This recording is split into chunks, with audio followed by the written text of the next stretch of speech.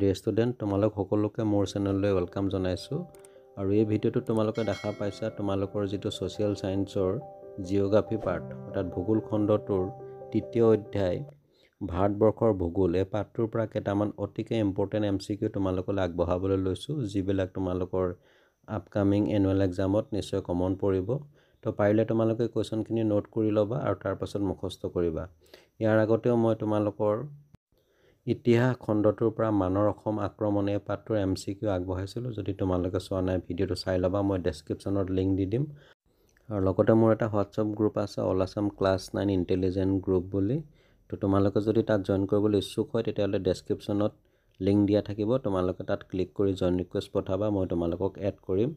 তো আহা তেতিয়াহ'লে আমি সময় নষ্ট নকৰি MCQ বিলাক ডিছকাছ কৰোঁ।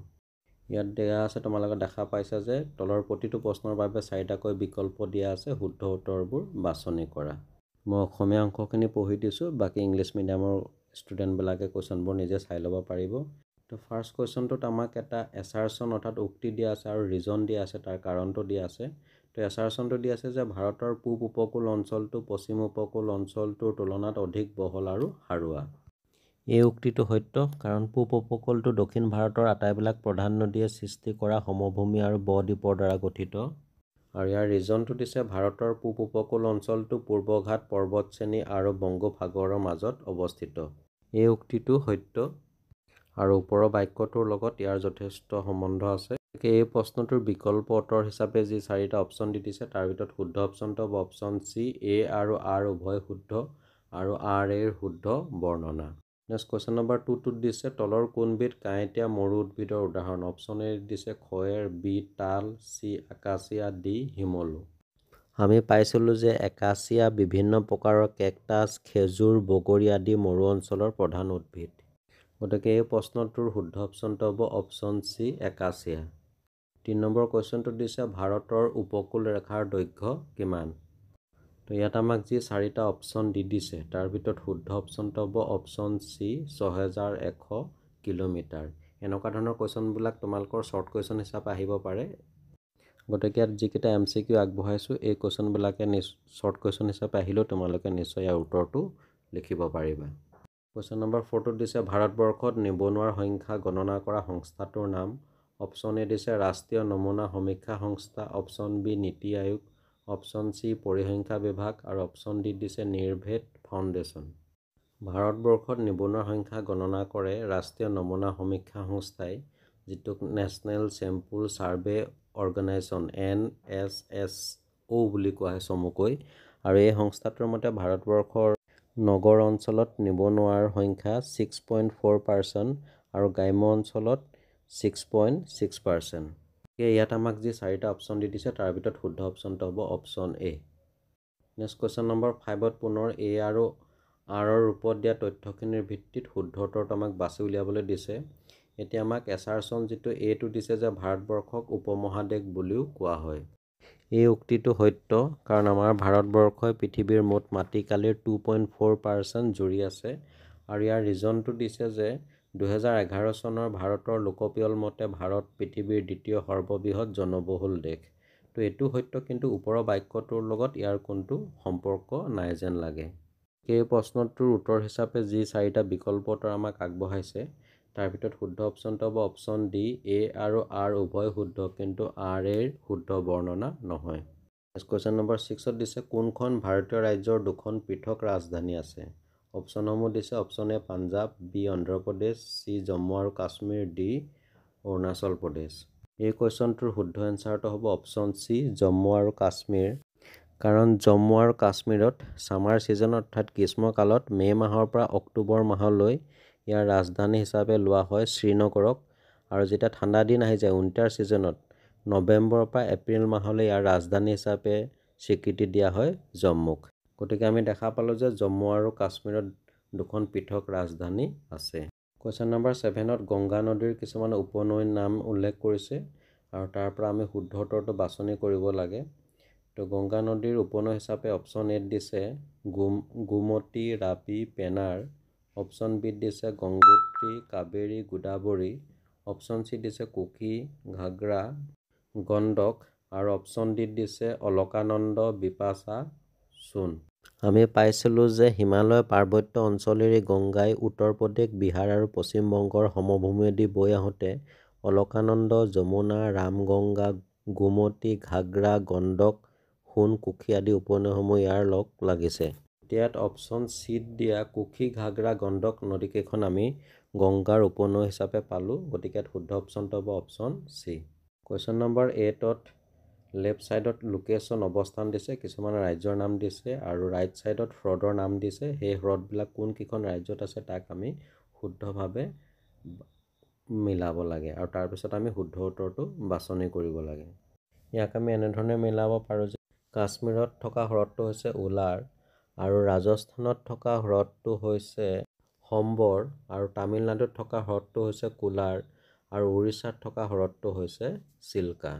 গতিকে ইয়াত দিয়া অপশ্যনসমূহৰ ভিতৰত শুদ্ধ অপশ্যনটো হ'ল option B, A2, B1, C4, D3।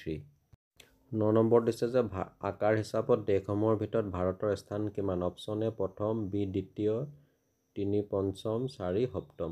এইটো একেবাৰে চিম্পল। ইয়াত শুদ্ধ অপশ্যনটো হ'ব অপশ্যন 4 সপ্তম।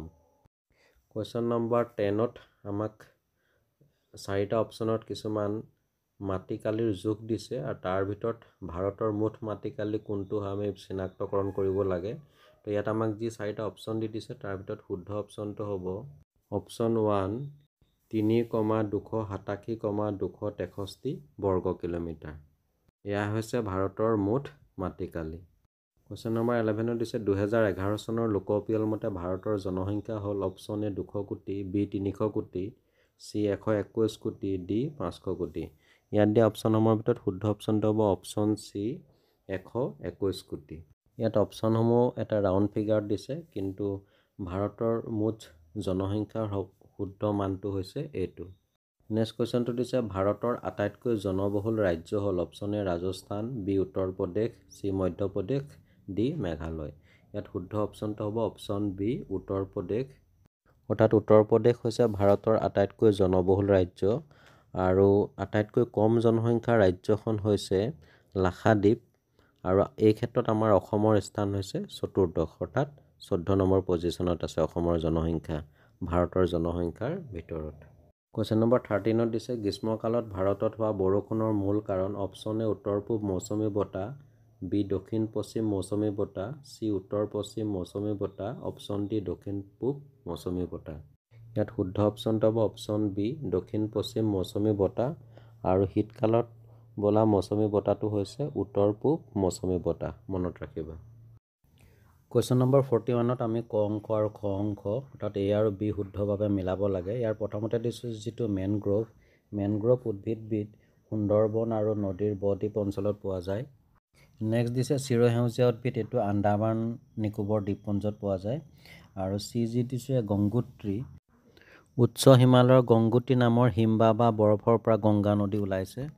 নেক্সট দিছে চেমায়ুংডং, তো ব্ৰহ্মপুত্ৰ নদী চীন দেশৰ তিব্বত মালভূমিত থকা চেমায়ুংডং নামৰ হিমবাহৰ পৰা উৎপত্তি হৈছে। গতিকে ইয়াক আমি এনেদৰে ক আৰু খ অংকক শুদ্ধভাৱে মিলাব পাৰোঁ। গতিকে ইয়াত আমাক যি ABCD 4টা অপশ্যন দি দিছে তাৰ ভিতৰত শুদ্ধ অপশ্যনটো হ'ব option B A2, B3, C4, D1। Question number 15ত দিছে ভাৰতৰ স্থলসীমাৰ মুঠ দৈৰ্ঘ্য হৈছে option A 15,200 kilometre, option B 15,250 kilometre, option C 15,300 kilometre আৰু অপশ্যন ডি দিছে 15,350 কিলোমিটাৰ। ইয়াত দিয়া অপশ্যনসমূহৰ ভিতৰত শুদ্ধ অপশ্যনটো হৈছে অপশ্যন এ 15,200 কিলোমিটাৰ, অৰ্থাৎ ভাৰতৰ স্থলসীমাৰ মুঠ দৈৰ্ঘ্য হৈছে 15,200 কিলোমিটাৰ। কুৱেশ্যন নম্বৰ 16ত দিছে হিমালয় অঞ্চলৰ পৰা বৈ অহা প্ৰধান নদী হ'ল option A Sindhu, B Ganga, C Brahmaputra আৰু অপশ্যন ডি দিছে ওপৰৰ আটাইকেইখন। ইয়াত উল্লেখ কৰা 3খন নদী আচলতে হিমালয়ৰ অঞ্চলৰ পৰা বৈ আহিছে। গতিকে ইয়াত শুদ্ধ অপশ্যনটো হ'ব অপশ্যন ডি ওপৰৰ আটাইকেইখন, all of the above. Question number 17 উত্তৰা দক্ষিণাকৈ ভাৰতবৰ্ষৰ ভূখণ্ড প্ৰায় 1.5 কিলোমিটাৰ বিস্তৃত হৈ আছে। Option A 3,214 kilometre, option B 3,421 kilometre, option C 2,933 kilometre আৰু অপশ্যন ডি দিছে 2,383 কিলোমিটাৰ। আমি পাইছিলোঁ যে ভাৰতৰ ভূখণ্ড উত্তৰা দক্ষিণাকৈ প্ৰায় 3,214 কিলোমিটাৰ আৰু পূবা পশ্চিমাকৈ প্ৰায় 2,933 কিলোমিটাৰ বিস্তৃত হৈ আছে। গতিকে ইয়াত যি 4টা অপশ্যন দি দিছে তাৰ ভিতৰত শুদ্ধ অপশ্যনটো হ'ব option A 3214 kilometre. Question number 18, ভাৰতবৰ্ষৰ দৰিদ্ৰতাৰ সমস্যা সমাধানৰ বাবে গঠিত টেণ্ডুলকাৰ কমিটিয়ে প্ৰতিবেদন দাখিল কৰিছিল। অপশ্যন এ 2004 চনত, বি 2009 চনত, অপশ্যন চি 2011 চনত, অপশ্যন ডি 2024 চনত। ভাৰতবৰ্ষৰ দৰিদ্ৰতাৰ সমস্যা সমাধানৰ বাবে গঠিত টেণ্ডুলকাৰ কমিটিয়ে 2009 চনৰ ডিচেম্বৰ মাহত সুৰেশ টেণ্ডুলকাৰৰ নেতৃত্বত এখন প্ৰতিবেদন দাখিল কৰিছিল। তো ইয়াত আমাক যি 4টা অপশ্যন দি দিছে শুদ্ধ অপশ্যনটো হ'ব অপশ্যন বি 2009 চনত। কুৱেশ্যন নম্বৰ 19ত দিছে আকাৰত ই পৃথিৱীৰ দেশসমূহৰ ভিতৰত 7ম স্থানত আছে। এই দেশ ব্ৰিটিছ যুক্তৰাষ্ট্ৰতকৈ 13 গুণ ডাঙৰ আৰু জাপানতকৈ 9 গুণ ডাঙৰ। এই দেশে পৃথিৱীৰ মুঠ মাটিকালিৰ 2.4% আগুৰি আছে। ইয়াত কোনখন দেশৰ কথা কোৱা হৈছে? Option A Bharatvarsha, B Russia, C Bhutan, D চীন। ইয়াত শুদ্ধ অপশ্যনটো হ'ব অপশ্যন এ ভাৰতবৰ্ষ, অৰ্থাৎ ইয়াত ভাৰতবৰ্ষৰ কথা কোৱা হৈছে। নেক্সট কুৱেশ্যন নম্বৰ 20, তলৰ কোনকেইখন উপনৈ ব্ৰহ্মপুত্ৰৰ দক্ষিণ পাৰৰ উপনৈ? Option A Disang Dikhow, B Kopili Puthimari, option C Krishnai Subansiri আৰু অপশ্যন ডি দিছে জীয়া ভৰলী বুঢ়ীদিহিং। ব্ৰহ্মপুত্ৰ নদীৰ দক্ষিণ পাৰৰ প্ৰধান উপনৈবিলাক হৈছে বুঢ়ীদিহিং, দিচাং, দিখৌ, ধনশিৰি, কপিলী আৰু কৃষ্ণাই। গতিকে ইয়াত দিয়া অপশ্যনসমূহৰ ভিতৰত শুদ্ধ অপশ্যনটো হ'ব option A Disang Dikhow. Next question number 21, Angara land আৰু গাণ্ডৱানা লেণ্ডক পৃথক কৰা সাগৰখনৰ নাম?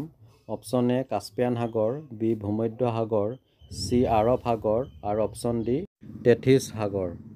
আমি পাইছিলোঁ যে টেথিছ সাগৰৰ উত্তৰৰ ভূখণ্ডক আংগাৰা লেণ্ড আৰু দক্ষিণৰ ভূখণ্ডক গাণ্ডৱানা লেণ্ড বুলি জনা যায়, অৰ্থাৎ এই দুটা ভূখণ্ডক দুভাগ কৰিছে।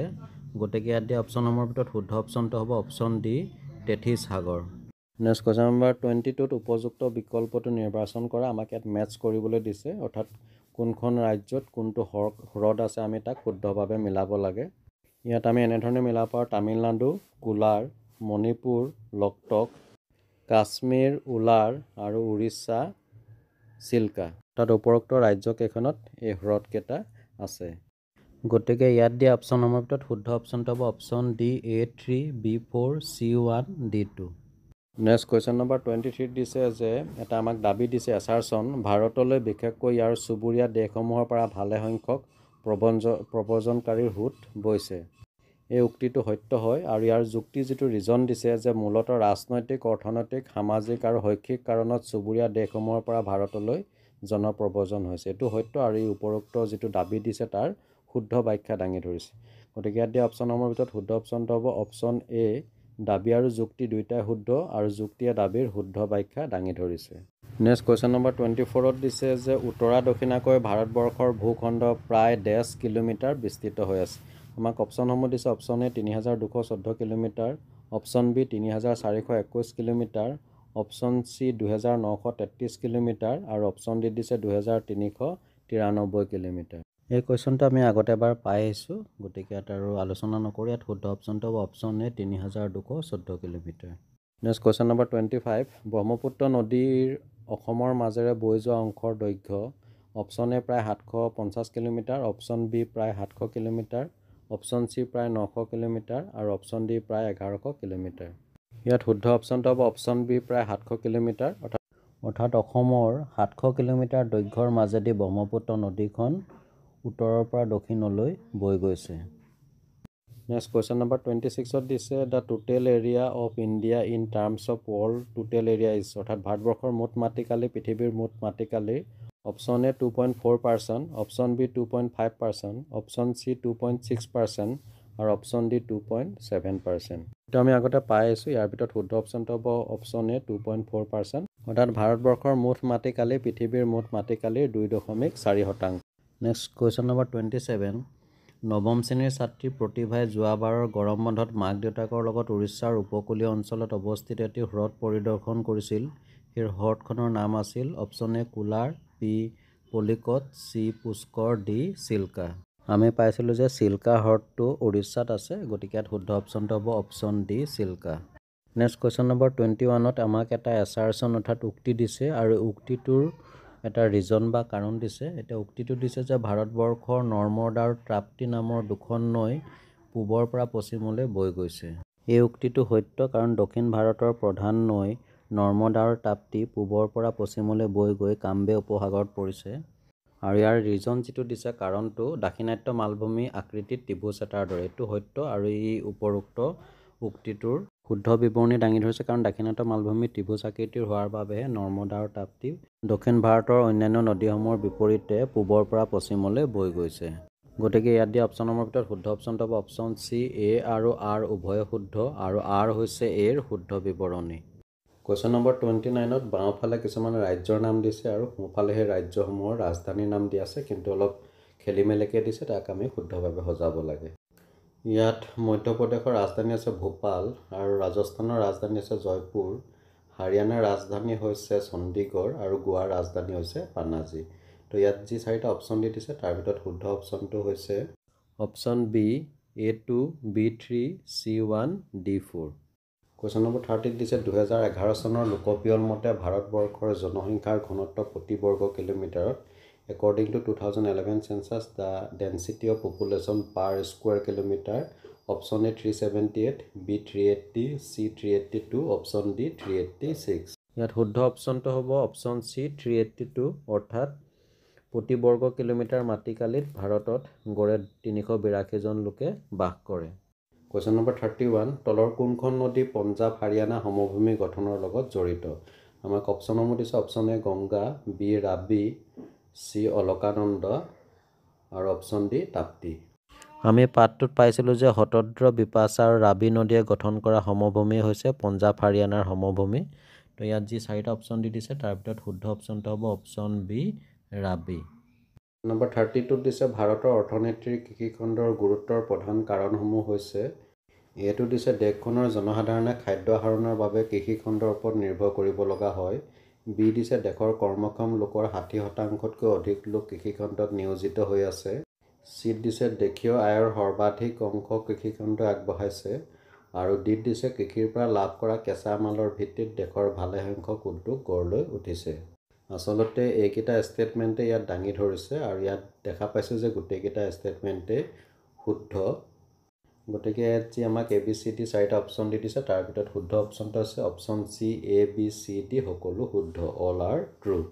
কুৱেশ্যন নম্বৰ 33 দিছে পশ্চিম উপকূল অঞ্চলৰ সন্দৰ্ভত এ আৰু বি উক্তি দুটা বিবেচনা কৰা। প্ৰথম উক্তিটো এইটো দিছে কামবে উপসাগৰ আৰু গোৱাৰ মাজত উত্তৰ অংশৰ নাম হৈছে কংকণ উপকূল, এইটো শুদ্ধ। আৰু বি দিছে গোৱাৰ পৰা কুমাৰিকালৈকে দক্ষিণ অংশটোৰ নাম হৈছে মালাবাৰ উপকূল, এইটো শুদ্ধ। গতিকে ইয়াত দিয়া অপশ্যনসমূহৰ ভিতৰত শুদ্ধ অপশ্যনটো হৈছে অপশ্যন চি, এ আৰু বি দুয়োটাই শুদ্ধ। কুৱেশ্যন নম্বৰ 34 দিছে চিৰসেউজীয়া উদ্ভিদ থকা ঠাইত কিমান চেণ্টিমিটাৰ বৰষুণ হয়?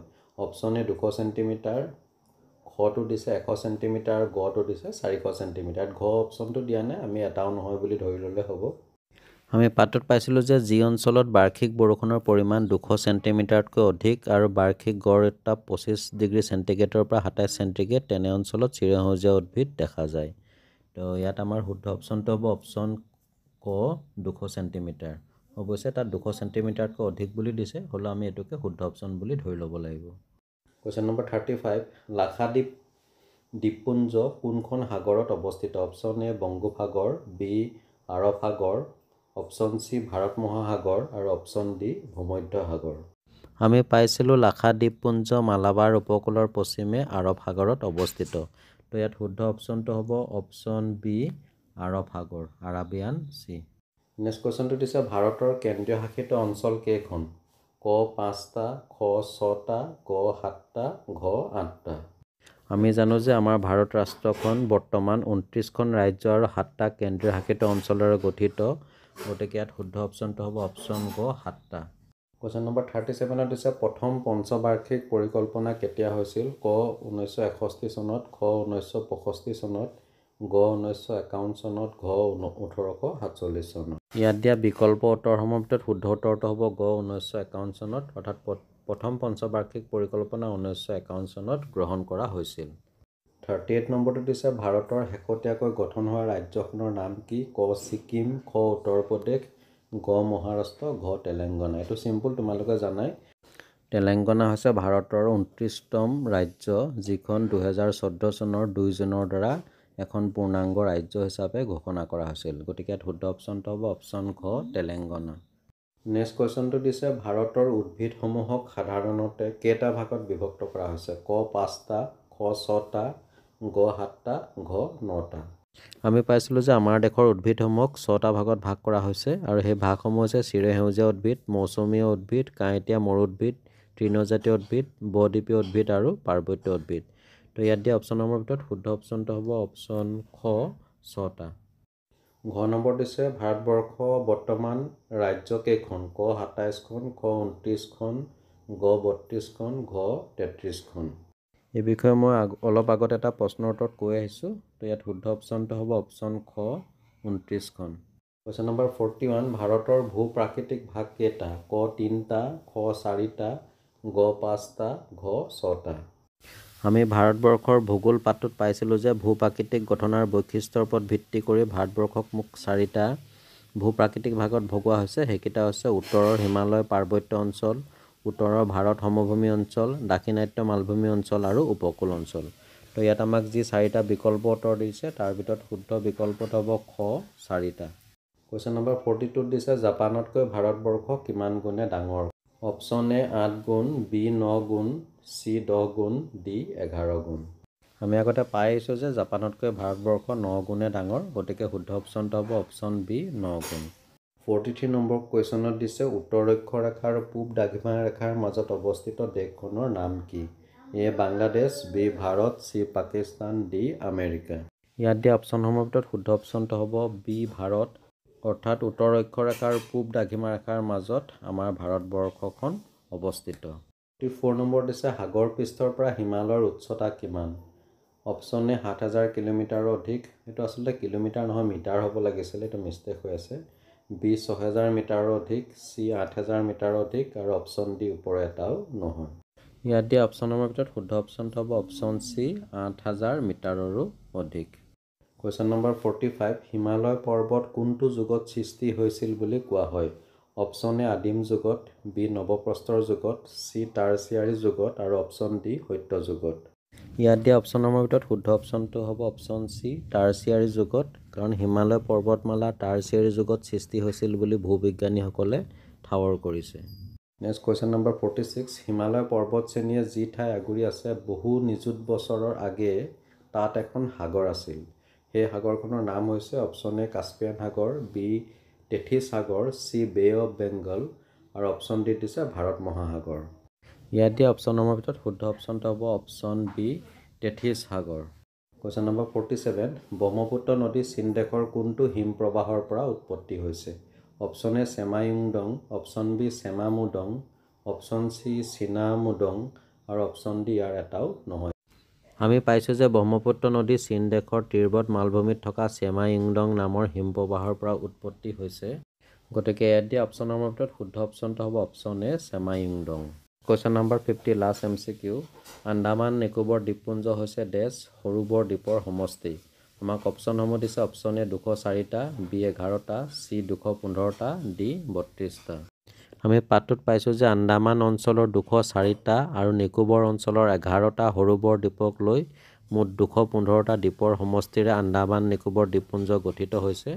তো ইয়াত দিয়া অপশ্যনসমূহৰ ভিতৰত শুদ্ধ অপশ্যনটো হ'ব অপশ্যন চি 215টা। তো ডিয়াৰ ষ্টুডেণ্ট, এয়া আছিল ক্লাছ 9ৰ সমাজ বিজ্ঞানৰ ভূগোল খণ্ডটোৰ তৃতীয় অধ্যায়ত থকা ভাৰতবৰ্ষৰ ভূগোল পাঠটোৰ পৰা কেইটামান অতিকে ইম্পৰ্টেণ্ট MCQ যিখিনি তোমালোকৰ আপকামিং এনুৱেল এক্সামিনেশ্যন 2025ত অহাৰ পূৰ্ণ সম্ভাৱনা আছে আৰু লগতে এইখিনি শ্বৰ্ট কুৱেশ্যন হিচাপে আহিব পাৰে। মই বাকীকেইটা চেপ্টাৰ এনেধৰণে MCQ দিবৰ বাবে বা শ্বৰ্ট কুৱেশ্যন দিবৰ বাবে চেষ্টা কৰিম। তো চাই থাকিবা তোমালোকে RRB লাৰ্ণ কাম এণ্টাৰটেইনমেণ্ট। আন এটা ভিডিঅ'ত পুনৰ লগ পাম। ধন্যবাদ।